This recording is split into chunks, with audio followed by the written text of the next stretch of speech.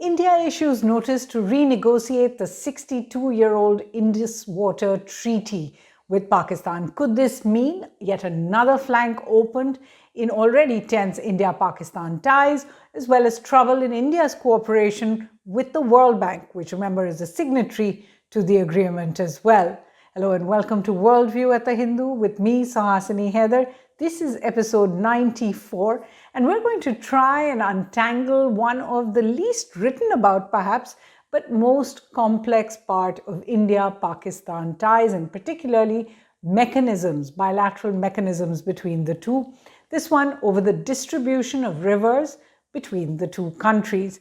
Now, of course, the question is, what is the Indus Water Treaty? And everyone talks about it, but it's a simple treaty. Actually, you can go online and read it. There's a link that you can read it at.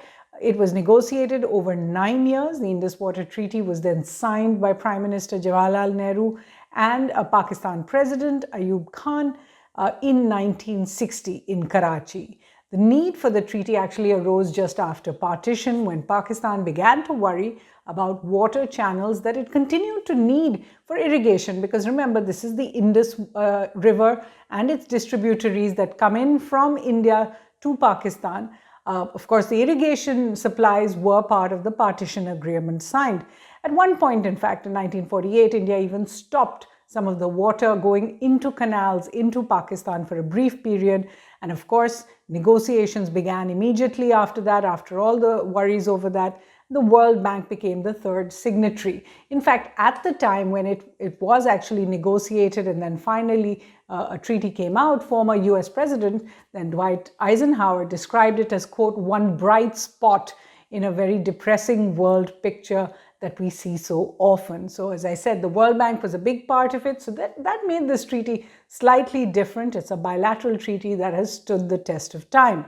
The treaty allocates the western rivers of the Indus, and you can see them on the map there. There's the Indus, the Jhelum, and the Chenab. Those western rivers go to Pakistan. The eastern rivers, the Ravi, the Beas, and the Satluj, are actually given to India for its use. They still flow into Pakistan. At the same time, the treaty allows each country certain uses on the rivers allocated to the other. Basically, anything except water consumption activity is okay for India to do. Small run-of-the-river hydropower projects are also all right to do. Now, if you look at the maps, you can see where the two projects, because obviously there are so many projects planned in Jammu Kashmir and in Himachal Pradesh on these tributaries or distributaries of the Indus. You can see where the two projects, the center of the current dispute, are. The 330 megawatt Kishan Ganga hydropower project that began in 2007 was completed in 2018, and the 850 megawatt Ratle hydropower project that was started in 2013 and is still under construction. The first on the river Jhelum, the other on the river Chenab. Now, in Article 9, the IWT actually lists out a procedure for disputes if they arise. And once Pakistan has raised that dispute on both of these hydropower projects, in fact, not for the first time on the Kishan Ganga, these are then classified as either a question, a difference, or a dispute itself. Both sides have to agree to try and resolve the issues through either the bilateral meetings of the Permanent Indus Commission, failing which the World Bank will appoint a neutral expert or constitute at the end a bench at the Hague's Permanent Court of Arbitrage. Now, in the past, India has won two major disputes. In fact, we're just talking in the last decade or so through these processes, including the Baglihar Dam, that project that a neutral expert ruled on in 2007 in favor of India building that dam. And also the previous dispute I was telling you about on the Kishan Ganga project, which Pakistan said was interfering with its own Neelam River project. It calls the river Neelam when it moves in downstream. And in 2013, actually, the arbitration ruled in India's favor.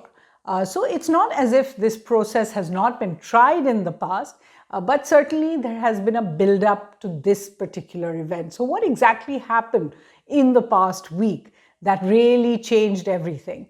First, on January 25th, as we said, India sent an official notice through the Indian Commission for Indus Water to their Pakistani counterpart. You heard the MEA spokesperson there, calling for the modification of the Indus Water Treaty of September 1960 as per Article 12, bracket 3 of the treaty. So a very specific notice going up. Listen in. Well, last week, as you said, we have issued, or rather our Indus Commissioner, India's Indus Commissioner for Indus Waters, Commissioner for Indus Waters, issued a notice on 25th of January for the modification of the Indus Water Treaty of 1960 to his Pakistani counterpart.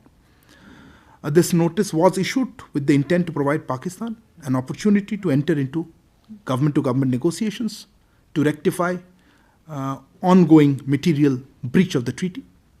We have called upon Pakistan to notify a suitable date for the commencement of interstate bilateral negotiations under Article 12.3 of the treaty within 90 days. I am not aware of a response from Pakistan as yet. I also don't know I'm not aware of any response or comment by the World Bank. But of course, that wasn't just it. On January 27th, actually, the Permanent Court of Arbitrage bench appointed by the World Bank at The Hague began to hear a petition by Pakistan that objected to those 2 Indian hydropower projects in Jammu Kashmir, which it said were violative of the treaty. India has completely boycotted the Hague process, the Hague hearings, sending any judges there. The Pakistani government has been dismissive of India's notice as well, but we're still, as the spokesperson said, waiting to hear back on Pakistan's final word. Meanwhile, what did the World Bank say over here? It's still considering its response to India's notice, but it has certainly said in a current statement that continues that the Indus Water Treaty is one of the most successful trans-boundary river water management treaties in the world. Its preservation has been amongst the World Bank's highest priorities. It also said that the ongoing disputes on the Kishanganga and Ratle are a risk to the treaty, given that they have not been resolved in 16 years, and that the treaty has actually mandated the World Bank to appoint both a neutral expert as well as that tribunal court, the Court of Arbitration, to resolve the issues. Now, this is where India actually differs with the World Bank. India feels that it had to have exhausted the neutral expert's position before moving on to installing this court. So why did India take the extreme step of calling for a notice over the whole treaty? The first is that officials have said Pakistan's intransigence, you can look it up, has forced India to take the extreme step of reopening the whole treaty. It says Pakistan's been refusing all solutions that India has provided or offered since 2006. Secondly, after the Kishanganga Dam was completed and the Ratle Dam began construction, Pakistan actually has escalated this to a difference. It said it's no longer a question, it's a difference, asking the World Bank for a neutral expert, and then moved within months in 2016 to saying it's a dispute and saying you must appoint this arbitration tribunal. India says it had already accepted the first process of the neutral expert. So this meant now there will be 2 parallel and possibly conflicting processes. What if the expert and the court give opposite verdicts? Third, India feels the situation exposes a major flaw in the Indus Water Treaty that must be resolved. The main amendment, in fact, that India will seek if the IWT is renegotiated is to clarify the dispute resolution mechanism, what I just told you about. In addition, the World Bank's decision to allow both processes to go forward since October 22 really runs counter to India's stand. New Delhi possibly wanted to indicate its anger to the World Bank for taking this stand as well. And of course, it all comes in the backdrop of all the other bilateral impasses, all the other bilateral mechanisms really not working right now between the two countries. No political dialogue, no trade between them, no exchanges between them, no high commissioners in either of their missions, etc. And it's clear that bilateral ties on other fronts are bleeding into the Indus Water Treaty as well.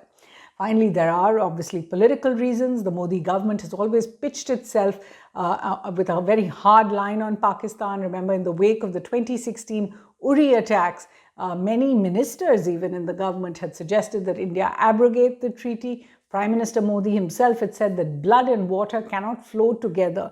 Very strong words there at a meeting with water officials on the Indus Water Treaty at that time. So what are the possible risks to India's decision to call for amendments to the Indus Water Treaty. Why is this such a big deal, and where can this lead? So let's just take a look at all the risks. Of really what could be the problem, because what India has said is it wants to amend the treaty, and that's a part of the procedure in what is called Article 12 of the Indus Water Treaty. But the first point is really that there is no indication that Pakistan will actually accept this proposal within the 90 days, in which case India will probably have to escalate to the next step, even call perhaps to abrogate the treaty. One doesn't know where this kind of escalatory ladder will actually lead.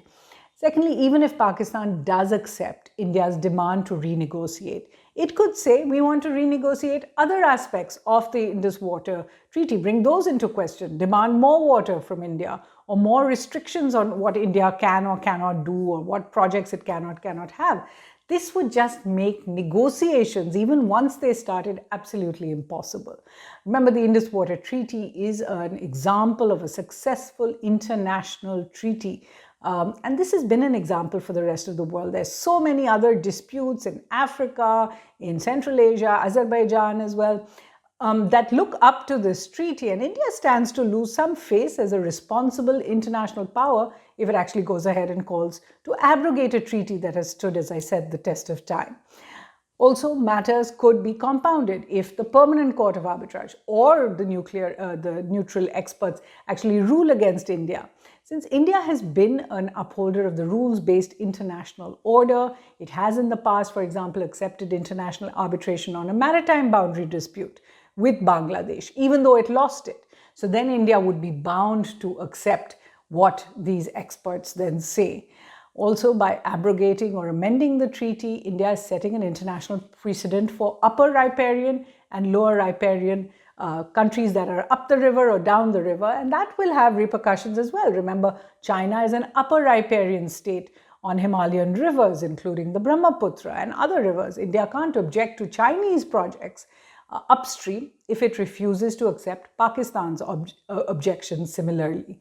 The Indus, in fact, actually enters India, it re-enters India in Gujarat before going into the Arabian Sea. So India is both an upper riparian and lower or last riparian state. So it could really face many more issues if it decides to overturn this. Remember, India's decision to call for the renegotiation of the Indus Water Treaty could really open up a whole new can of worms on talks with Pakistan. Regardless of the obvious problems with Pakistan's behavior over this, once such a renegotiation begins, it will be hard to predict how long it will take and even whether the two inimical neighbors can conclude such talks successfully at all.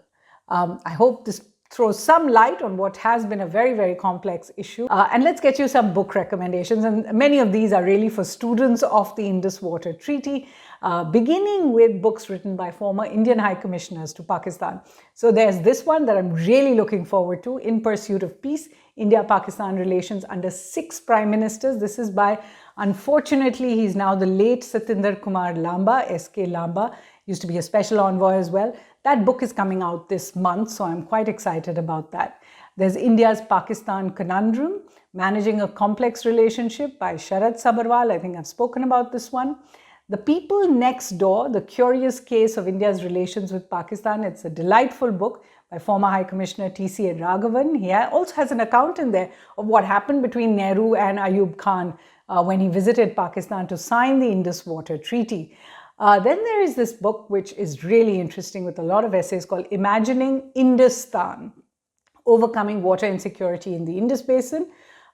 This is edited by Zafar Adil and Robert Wersing, a selection of essays on the subject, including a very brilliant essay, actually very interesting essay by Professor Shrikant Kondapalli. We've spoken about him often in the China context. He's written about water sharing in the entire Himalayan water basin. Then there is a book called Contested Waters, which I hope you like, India's Transboundary River Water Disputes in South Asia. So this again looks at all of South Asia by Amit Ranjan, because remember, there's a whole different context to the Nepal-India water negotiations or India-Bangladesh as well.